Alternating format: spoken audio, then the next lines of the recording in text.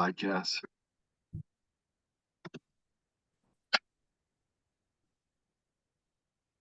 Close with this. I know I'm not a young man. State the obvious. Well, I know.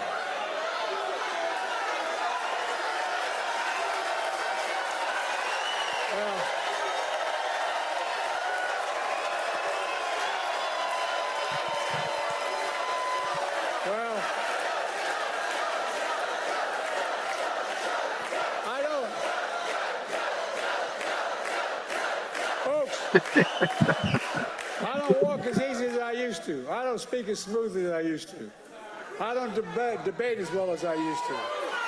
But I know what I do know. I know how to tell the truth.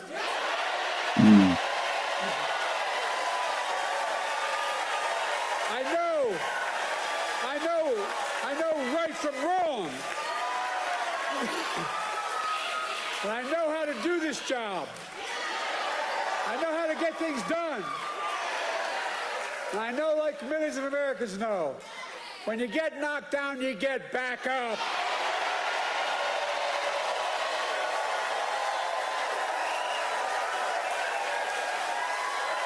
Close with this. Okay. All right, we're here the day after. And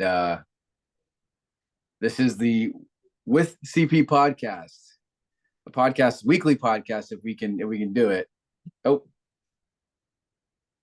Okay. A weekly podcast if we get to it, but this is a special one because we're coming right off of that debate, and we wanted to start live with some audio, some content directly from Joe Biden. This is a podcast where you get to learn a little more about Common Power. You get to walk with us along our journey as we seek to engage voters all around the country. Last night was the presidential debate, and if you're listening to this podcast, you probably watched it, and oh my goodness. I've got with me David Domke, who is a director with Common Power. Many of you, if you're listening to this, you know who he is, and we're lucky to get him for this. It's good to have you. Glad to be here, man. Where else would I be right now? That's right. So I want to start with I want to share a moment for me. That clip that you played from Joe Biden came from this morning, a speech in Raleigh, North Carolina. Day after the debate, he was there today with the vice president. And just quick aside, oh my God, the vice president, what a leader she has grown into. My goodness. Last night, she was spectacular, carrying the message for the administration. Yeah. And we all grow. It's great to see that I still got a model ahead of me. So in October 3rd, 2012 was the first presidential debate of that election. And some of you listening to this might remember that it was Barack Obama and Mitt Romney. And Obama has a couple Achilles heels, and one of them is that he knows everything. And so he doesn't always prepare. And so he came to that debate and he wasn't ready, and Mitt Romney wiped the floor with him. Absolutely. Obama looked disinterested. His arrogance showed off, all of these things. And I was doing a lecture series at the University of Washington at the time, not that particular night, but I was in the middle of 5 lectures every other week. And the lectures were about the election. And as soon as that debate was over, I began to get emails, texts, people stopping by my office, because I was a professor at the University of Washington then, just saying, what are we going to do? This is it. Obama doesn't seem to care. Romney's going to beat him. And I thought about it. And I did then what I do right now, and we'll talk a little bit about this. I kind of went through a couple-step process of thinking and assessing about where we were at and what's going on. I read a variety of people. And I came into my next lecture, which was Wednesday the following week. And I said, there comes these moments when leaders lead and the people behind them have to help to pick them up. and move them along.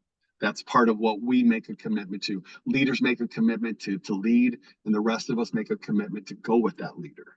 All right. And the decision is not always easy because people let us down. They do. We're imperfect. And I came in and I said, I don't know about the rest of you, but here's what I'm going to do. I'm going to hold a fundraiser on Saturday at my house for Obama. Yeah, I remember the story. Yeah. And this was in Kane Hall at the University of Washington. And I said, I'm inviting all of you to come. And I was co-hosting that with one of the national co-chairs of the Women for Obama campaign, Susie Levine, who lives in Seattle. And Susie and I were going to host it. And one of our staff colleagues at Common Power these days, Anita Verna-Cross, said, I'll make some pie. So she made a bunch of pie. And my wife was going to be out of town, so I didn't tell her. I was going to invite all these people. And I didn't tell her until afterwards because she'd be like 500 people to the house, really? Okay. Mm-hmm.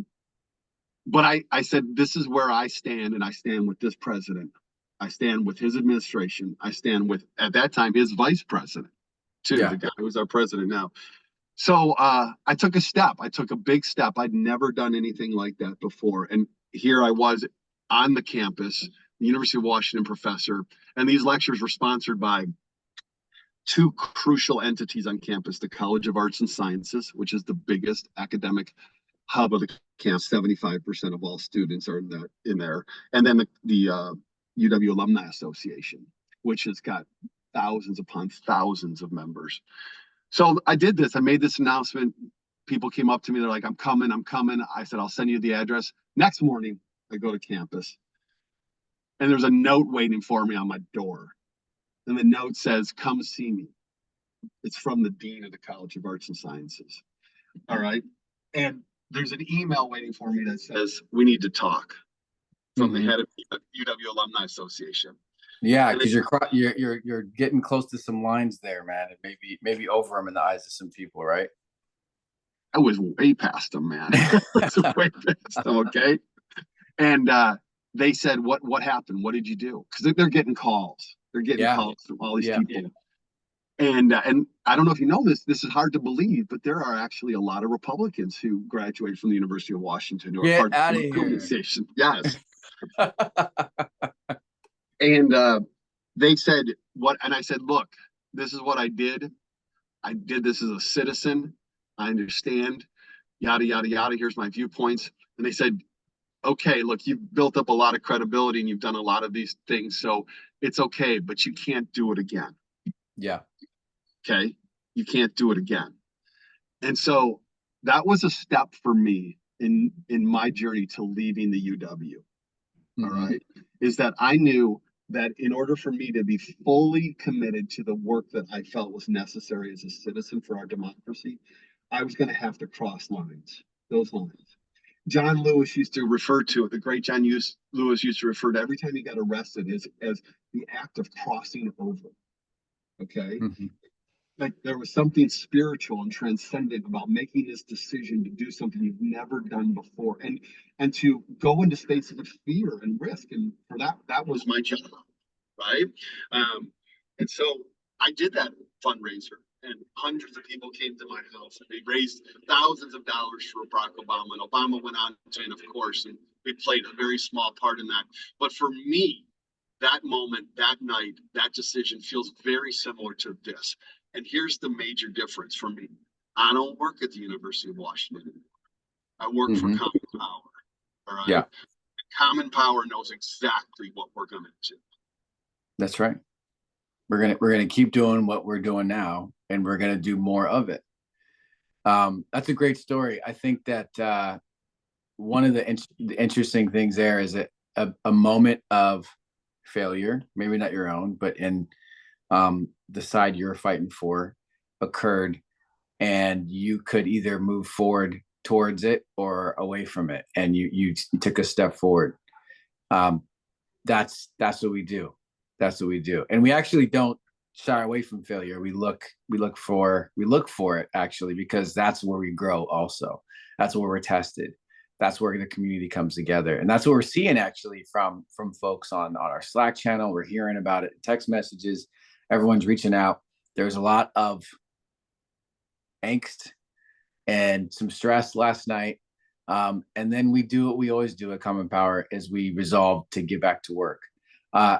As people process this, though, one of the things that we're going to be talking about is how you actually analyze situations like this, because we do understand that we need to get to work. I think we get that. We understand also that we're probably better equipped to do it than most folks, and that we need to lead on this point. We also talk about sustaining ourselves. And so one of the things that we're going to have you deliver to the folks listening is how do you get through these moments? How do you analyze what's out there, not lose your shit, right? What are the exact sources you go to that kind of cut through the noise? And then, like, what's the length of time too? Because that's all a part of these few days that happen after something that feels like a disaster, or just something that pulls at us emotionally. How do we peel back on some of that initial reaction and move towards something that feels like some truth we can hang on to that gives us a little bit of hope? So yeah, let's jump into it. Sure. So here's kind of like the journey through what I'll call political psychological crises for me. First of all, there's an acknowledgement on my part that I am feeling some kind of fear. Yeah. I am. Like, there's no denying that. Like, I get nervous. I'm nervous. Yeah. And what am I afraid of? Even as a white dude, what am I afraid of? I have fewer things to be afraid of than many other people in our society. But even me, like I've committed my life to this work, right? So I'm worried about losing like these things I'm working towards. I'm worried about all the people I love and care about who are going to be targets. I'm worried about the fact that the uphill climb that I'm already making is now steeper, right? Yeah. So yeah. The last night, absolute in the gut terror, fear, absolutely. Yeah. Quickly, by the way, right? Quickly in the first 10 minutes. Exactly. And I'm not watching the debate, by the way. I'm Twittering it is what I'm doing. And so I'm getting all of the hot takes, and they're all even extreme. So like right from the get-go, this is like horrible. Like 2 minutes in, man. 2 minutes in, right? Oh, yeah. So first of all, look, that's a real reaction for anybody who cares about anything. You're gonna feel that angst and fear and anxiety. Second, then I start to, I kind of like gather myself. I gather myself and say, all right, what's a way through this that's going to help me to get some perspective on how bad this is? Because I don't trust my feeling. I don't trust my feeling. So I need to get multiple data points. I need to get markers from different things and basically triangulate. Or whatever surveyors do, you use multiple points to kind of like get a true reading on what's going on. So hold on, pause right there, because that's let me like run like a parallel. So we had a watch party last night in Seattle.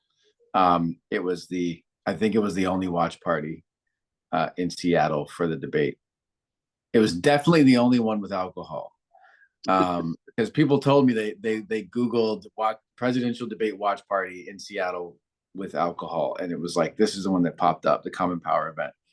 And the room has like a third are people that we know, and 2/3 are people who just kind of walked in off the street or were there because of the brewery. And it's a good mixture of people. And so there was that reaction. There was the like, we're watching, we're reacting to it, we're feeling emotional about it. The CP folks are more emotional about it maybe. And then there's a check of the room. So there was a like, people start pulling out their phones, people start looking at each other, walking around, you see this like motion. And there's 70 people there. There were 70 people there watching this all together. Most people didn't know each other. And there were people making new friends, kind of looking and saying, hey, is this as bad as it feels like to me? So yeah, that like your feelings, and then you're checking it around and seeing what other people think. And the way that I gather myself and begin to get multiple data points is I go to trusted, I would call them mentors or leaders. And most of them I don't know, because they're on Twitter. We don't have a personal relationship, but I have been reading their stuff for years. Mhm. Okay. For years. And I know that they're going to both tell it to me, say it straight, but also they're not quitting. Like they're in this. They've been in this for the long haul, right? Okay, so these are people that for years these are sources where there's been a level of consistency. They have some sort of credentials or credibility. You've seen them over time deliver things that are really meaningful, and they prove themselves out over time. So you like these are my go-to people. I love that you call them mentors because I think that is actually the way that we exist with folks on social media is we have this, it's like a one directional kind of thing where we know who they are but they don't know who we are, and we pull from them not just information but also like feelings stuff. Yeah, And I'll just name three right here. Okay. good. So Joshua Micah Marshall, who runs the Talking Points Memo website, has Okay. been through it all. He's like a year or two older or younger than me. And like we have paralleled through the political spaces over the last several decades, and I've respected him. Okay. Respect him. Okay. A second person is Heather Cox Richardson. Okay. That many people get her email newsletter, a historian grounded in an understanding of the past and today, Yep. very measured. And I look to see what she's saying. And then third, Ellie Mistel. Okay. Yeah. Yeah. Who, so the first two are both white. Mhm. And Ellie is an African American man who's an expert on the Supreme Court and the Mhm. law, and is an MSNBC contributor, and is with always funny as hell, brutal, and also in it for the long haul. Okay, Yeah. so I start to check them. I am really not paying attention to the chorus. I'm looking for them. Okay, Okay. so Okay. imagine So name them again. Name them again. Joshua Micah Marshall, Okay. Heather Okay. Cox Richardson, Yep. and Ellie Mistal, Mystal. Yes. Okay. Excellent. That's a good mix, man. That's a good, because some of them are pretty straight laced, and then you got Ellie's gonna go and add some comedy in there. Yeah. Absolutely. So That's great. imagine, like metaphorically, you walk into a room and the room is in absolute chaos, but there are in that room 10 people who you have a history with. Yeah. I'm looking for those 10. Good. Okay. Okay. And I'm really intentionally not going to be swept into the whirlpool that's happening, Okay. because that's un I don't have a history with them. It's immediate, it's emotional, and I need my anchors around the room. Okay. So Your anchors. Okay. So that's super important. You're intentional about not listening to the noise and moving that stuff out and choosing your tried and true sources.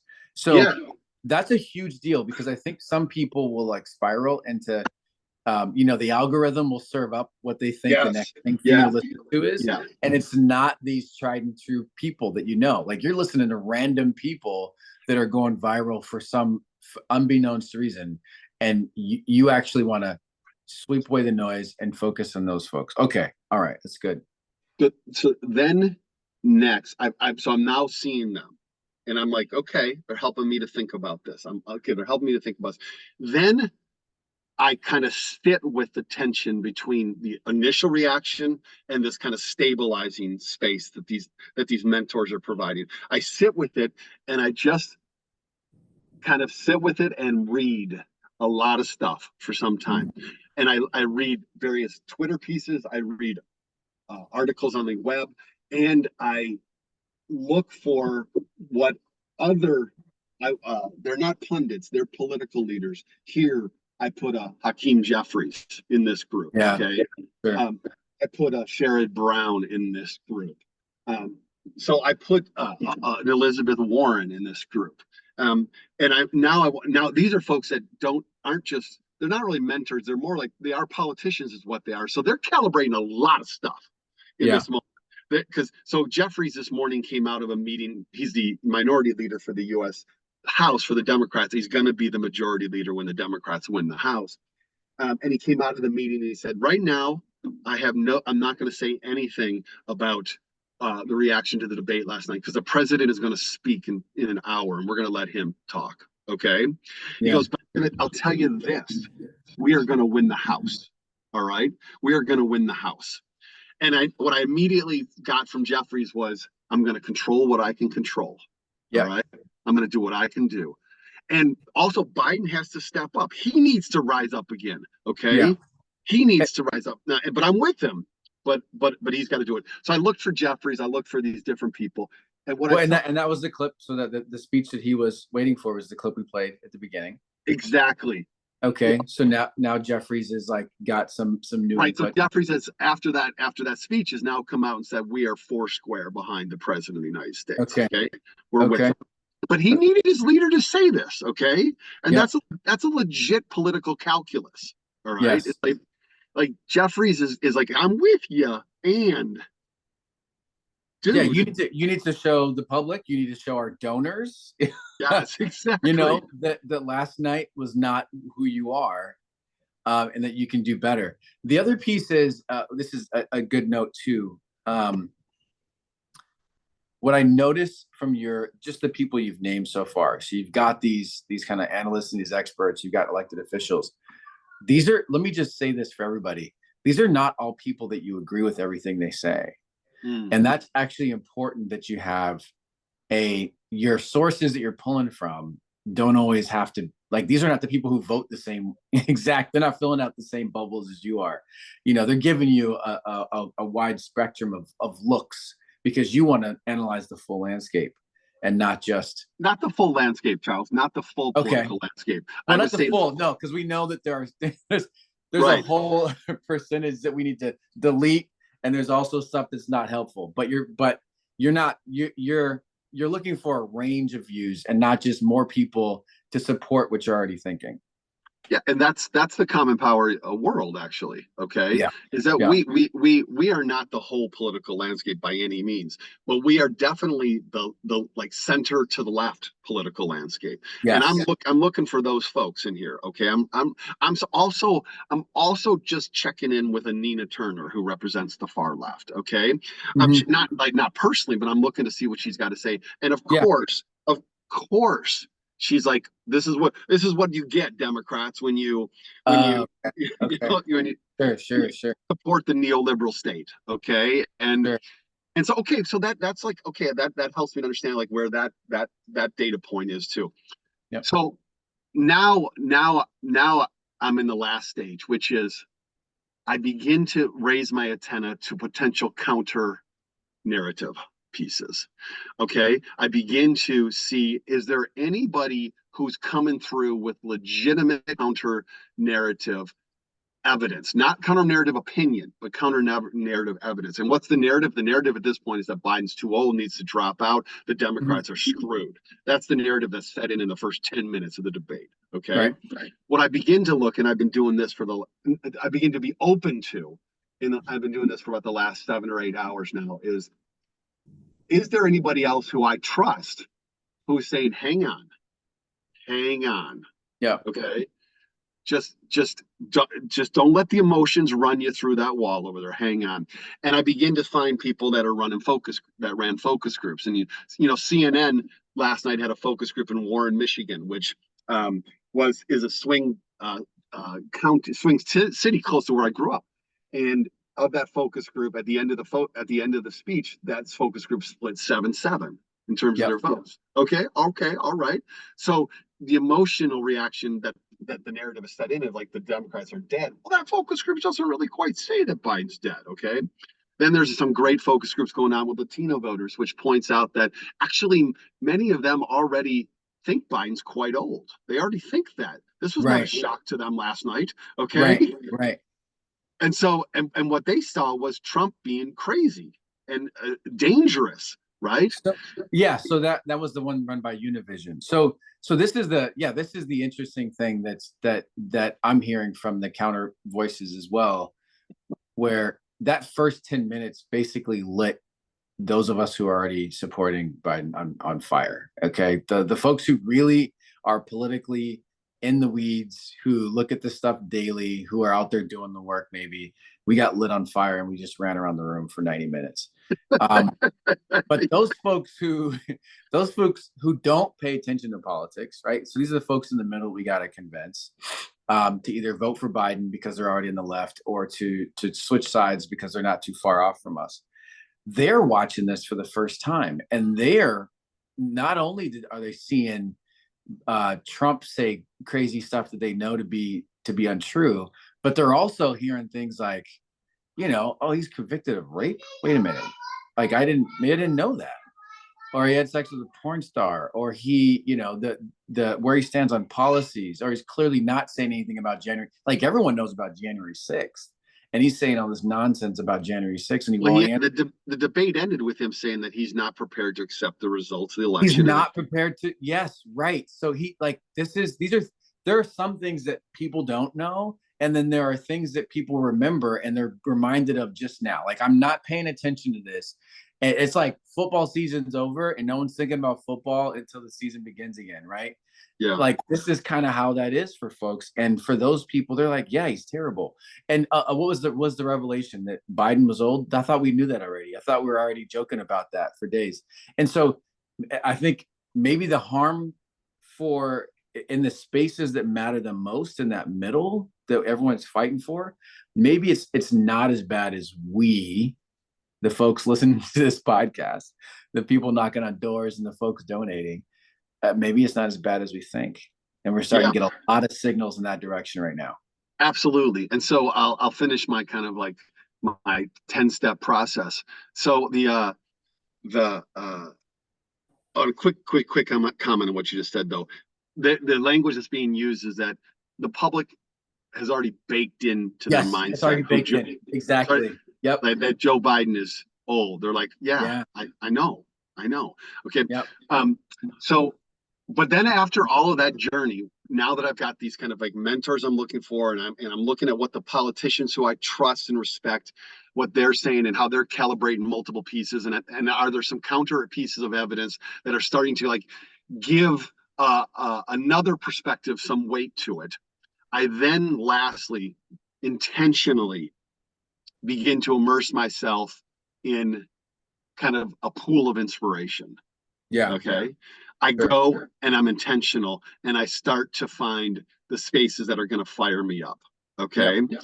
And so I knew that Biden was going to have to come back with a speech this morning in Carolina. He would have to. And so I was, from the moment he took up stage, I was monitoring that speech. Okay. Mm-hmm. When he delivered that speech and that clip, and like, I was literally crying.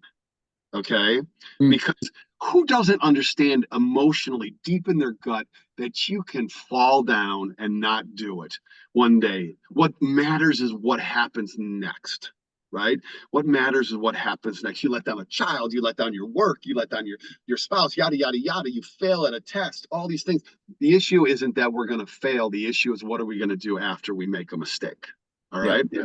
So Biden delivers that. And then you and me, the algorithms start to bring to us that inspirational pieces. Okay. Mm-hmm. And then we start to share them. And that's what you all need to be doing. You need to do this in community. We don't believe that you can pull yourself through these kind of moments by ourselves. We do not believe that. Common power has the word common. In that is also the notion of community. All right. We need to be in this together. That is not a weakness. That is a strength. And so this podcast and spending time and listening to people you trust is how you intentionally do not dwell in the abyss. All right. So I think that you and I started before we got on this. Like, I think you got another clip you're going to play, and I will be exposing myself to those pieces over the next period of time. And I got to tell you this, that in the long run, there's enormous value for that debate, of having that debate yesterday. Enormous value. Biden knows he needs to fight. All right. We saw the way that our Vice President Kamala Harris stepped up last night and said, I'll take the baton here, Joe. Okay. I'll take it. And went on the CNN last night. And we're seeing last night their biggest fundraising day of the campaign last night, in the 1 hour after the debate. They had their biggest hour of the campaign. All right. Dang, I didn't know that. And now you've got others who are saying we have to carry the ball here. Biden is our leader in this moment, yes, but we're a community of people that need to do our work. And so that's where I am right now. And I don't actually know whether this will impact the polls or not. It doesn't really matter to me. It doesn't really matter to me. What matters to me is I know who's like in the room with me. Okay. I know I'm in the room with and who's in the room with me. And we are gonna go. We are gonna go. Yeah, yeah, and that community piece. Well, first, the piece about falling and getting back up is how this community has sustained itself over time. It doesn't mean that no one's making a mistake. It means that when we make mistakes, you're not kicked out, and it's actually how you get back up that is the glue, because we all should fail when we're trying. Absolutely. If we're really trying, we're going to fail. And Biden is really trying, and he failed last night, but he's getting back up this morning, and folks are rallying around him. And I mean, if we're honest, he's not a great president because he did it by himself. He's a great president because he has a great team of people around him, because he has great folks that are in his ear, because a lot of people are fighting for the same things he's fighting for, because he actually is following other people and their leadership on some of these issues. That's how Democrats win. That's how folks on the left win. It's coalition building. It's doing a lot of stuff together. It's bridging across difference. And Puya wrote a great message in Slack that I won't read, but it is all about keeping our eyes on the prize. It's about defeating Trump. It's about defeating Trumpism. And it's about the fact that this fight it's not actually about one man. It's not about one person. It's a bunch of us that are going to come together and do work. Are you queuing up another clip? No. Okay. No. What I'm doing is right now, as you can see me on the screen, and I was kind of like focusing on something, is I'm going through an email list because I'm sending out an email to a bunch of people because I'm sharing this experience with them, and I want to share this clip. I want to share that clip. That's good. So let's talk about action then, what people can do right now. One, they can follow your 10. I like how you said 10 steps. I don't even know if there's 10 steps. That sounds pretty good. You should kind of codify that as a whole 10-step program of getting through shitty political days. David's 10-step program for getting through political disaster. No. What would you call it? Political despair. Despair. Okay. It's kind of like the break glass in case of despair. Yeah. Well, there's a terminology and a framework, a language for people who care about politics. They said you really aren't caring about politics until you've had your heart broken. Yeah. Yes. All right. That's good. And so, yeah, I mean, Joe, it crushed me last night, but it's because I care.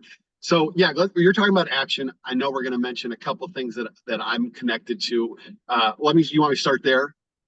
Yeah, let's do that, because we got the first thing coming up is tomorrow. If we're successful, we're gonna get this podcast out right now. I just messaged Wole. I was like, hot off the presses, we got one coming, man. This can't wait. It's got to go out today. People need it. So let's start with tomorrow. What's going on tomorrow in the park in Seattle? Yeah, on the Green Lake, right across the street from the Starbucks that is there on the I think it's the east side there around Green Lake. Dr. Terry Ann Scott and I are going to do donuts in the park, and it's from 10 to 12. We're going to bring the donuts. I said, let's bring coffee, and Terry said, let's bring donuts, and I'm like, yeah, that's a good idea. Terry said donuts? Yes, okay. Okay. And it's just us getting together to chat and to talk, and obviously it's so poignant right now. So from 10 to 12, you'll see us. We'll be just sitting there, and you'll hear our voices because we're loud talkers. And come on by right there from 10 to 12. That's just a community. Let's be together. Let's hug. Let's smile. Let's high five. Let's be there together. Okay. All right. So that's the one tomorrow that's in person. You got a virtual thing coming up though on the 2nd? Yes. So on Monday, so this podcast is going to be published on Friday, like right now, hopefully. Then On Monday, Dr. Terry Ann and I and a bunch of others who are part of our Educators for Democracy program at CP are going to run a 24-hour Zoom event. Starts Monday afternoon at 6 p.m. Eastern, 3 p.m. Pacific time, and it runs 24 hours. And it's 24 hours of hope and determination. We're going to kick it off with Dr. Bernard Lafayette, who was part of the inner circle of Dr. King and was part of the nonviolence movement in Nashville in 1959 and 1960. He's going to join us live from Tuskegee to kick it off. And it's going to be inspiring, fun. There'll be some teaching, there'll be music, there'll be poetry, there'll be speeches we're going to listen to. So it's on Zoom for 24 hours, and you can see it on our Common Power page to kind of join it. Join us for 10 minutes, join us for 10 hours, whatever. Just come in and you will find community inspiration. Okay, and that's coming up in a few days. I didn't realize we're almost in July here. Time is moving by. And then you've also you talked about an email that you're sending out to some people, but we're gonna, I mean, the content of all of our messaging here over the next few days is gonna be very much infused with some hope to keep folks focused. I think that so one, how do people get that newsletter? How do they get that, David? Oh, well, this particular email that I'm sending out is just a list. It's all I'm doing is promoting that Monday event. Okay. And it's a lecture list. It's a lecture listserv that I keep that sits side by side. So anybody in CP will get the same information as I'm putting in this newsletter. And it's not a newsletter, in this email I'm sending right now. Okay. And if you're listening to this and you're like, hey, I want that, whatever David's sending out, I want that too, go ahead and send an email to hello@commonpower.org, and we'll get you added to David's list of messages. The last thing is, I mean, hey y'all, it's time to get to work. Okay. So we, sign up for a team if you haven't already. If you're planning on a trip, do 2 trips. It is true that we have our work cut out for us, and it's probably going to be a little harder, but we gotta, it's time to put your hair up and get to work. And I want to finish my part of this podcast by reading a reply to a reply that somebody wrote back to me when I sent out this little email I just sent. I sent it about 45 minutes ago, to the first cluster of people. And there's somebody who wrote back who you know very, very well, Charles. And I'm not going to say their name because I haven't had a chance to kind of like ask them if it's okay to share what they wrote. But here's who this person is generally. They are the oldest person who's ever traveled with us at Common Power. Okay. Man. Okay. This is the oldest person who's ever traveled. I believe they traveled at the age of 85. I'm not sure. And that was in 2020, I think. Okay. So 2018. 2018. Okay. Yeah. And you got the chance to work with this person, Charles. And yeah. Not only did you get the chance, it really spoke to your character. You made a point of it. Okay. She challenged the entire team that she was out knocking on doors with to do more, because she was willing to do more. And she was the oldest person out there. Yeah. So she's actually replying not to this email I'm sending right now, but to a note I sent yesterday, because she made a donation to support us yesterday. And so I'd send a thank you. And at the end of the note I'd sent to her, I said, hey, I heard that you might be traveling with us this fall. Is that true? And I didn't know. And I just thought I'd just ask. And so this is what she wrote back. She said, yes, I plan to travel with you to Nevada in October. I am trying to build up my stamina by working out on the treadmill as many days of the week as possible. I'm concerned about my energy level, but I am determined to be in the best shape possible for an 85-year-old.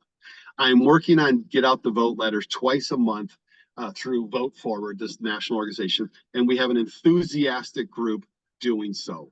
We are going to get this done. Okay? Yeah. That's us, man. That's us. Yeah, I love that. Yeah, you know what? She wouldn't mind, because I've said her name so many times. Shout out to Terry. Shout out to Terry Goodyear. That kind of that kind of purposeful drive is a part of what powers this organization. I know there's a lot of older folks who see the young people and they say, like, the young folks are the ones that give us hope. I think it works both ways, man. I think that one of the miracles of this community is that it hope shoots from all over the place towards everybody else. And if me hearing that from Terry makes me feel like I need to dig in, that's what that makes me feel like, because I need to be out there with Terry on those doors, and I need to be able to carry on that fire, because she's got that. The same as with Dr. Bernard Lafayette, with him a couple weeks ago, and he was like, y'all, you all make me proud. You make me proud to do this work and to not worry as much about the future, because I know that it's in your hands, and we have to honor that. We have to honor that, and no one debate is going to pull us away from that.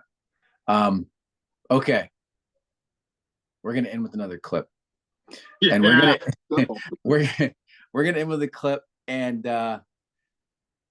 you heard us, and we said, David and I delivered it in our CP way, and sometimes it's good to pull from the rest of America and hear what they're saying and how they're saying it, with the brutal honesty that they bring. And this is a clip from a young person on TikTok. They're African American, and they've got a Biden T-shirt. They look like they're in their 20s, much younger than me. And so they're delivering a message that is meant for a certain audience. I would say it's for everybody. Like we're gonna play this because we think that you need to hear it.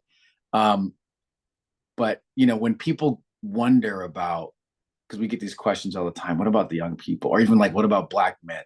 This is somebody who fits right within that description. And this is the messaging from somebody from that community to that community and to a bunch of other people. This will answer your question on what kind of messaging is effective, what people are going to say to them, how they're going to convince each other to vote. After seeing this, I'm like, we're going to be all right. We're going to be all right, because you're checking all of us, and also this narrow sliver of demographics that people are super worried about. You want to say anything about this before I pull it up, David? I just want to say something about you. Everybody who's listening to this podcast, you see how the care in which Charles set up this clip? Like, that's the kind of care that a leader does for their community, is they prepare us all. Because like, I know the clip's going to drop a few F-bombs, and I'm totally cool with that. But it also culturally has some differences for many white people that yeah. I think is important. And we're all in this together, man. So I think I'm just struck by your leadership, man. I appreciate that, man. We're doing it together. And when I said earlier that we're lucky to have you, it wasn't because you're hard to get. It's because I think that we're lucky to have you and everybody else who's a part of CP. I think that all of us are, tiny miracles in and of ourselves. And it's a miracle that we pull people together. It's a miracle that folks stay. And I appreciate you, man. I appreciate you giving us this time and giving us the wisdom that you got, because you've been down and you've been up, and you've reacted to moments like this in crazy ways. So you've learned a lot of lessons, man. This is good to share that. So appreciate you coming by. Yep. We're going to end with this.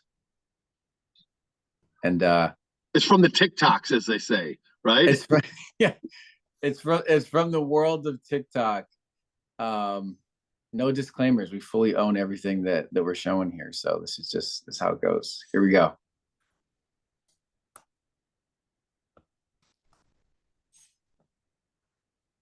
So let me get this straight. I'm supposed to sacrifice 3 years of work in progress over a 1-hour debate. well, Joe Biden's not an effective communicator. We can barely understand what he's saying. But y'all understood when he sent you that damn email about your student loan debt forgiveness. Y'all understood that shit. Y'all understood when y'all got that direct deposit for that stimulus check. Y'all understood when y'all got that $3,600 for that child tax credit. Y'all understood that shit, didn't you? When America fell on its fucking face, Joe Biden was there to pick us up and pick up the goddamn pieces. His ass is the one who pulled us out of a fucking pandemic. He was the one who pulled us out of a fucking recession. When Trump lost all those fucking jobs, Joe Biden brought it back. Joe Biden has created 15 million new jobs. 800,000 manufacturing jobs. We have record low unemployment. He's giving $16 billion into HBCUs. He's giving $1.5 billion into small black minority business alone in 2023. And before you MAGA motherfuckers come in my comment section talking about, well, the pandemic was the reason why we lost the jobs. Joe Biden shouldn't get credit. He should get motherfucking credit. Since World War II, there have been 13 recessions. And guess what? Joe Biden is one of 4 presidents to see all jobs come back. What world are y'all motherfuckers living in? Are we not living better under Biden than we did under Donald Trump? I can say yes, abso-fucking-lutely. Let's just rewind it back. 4 years ago, what cities were on fire? What did Trump do?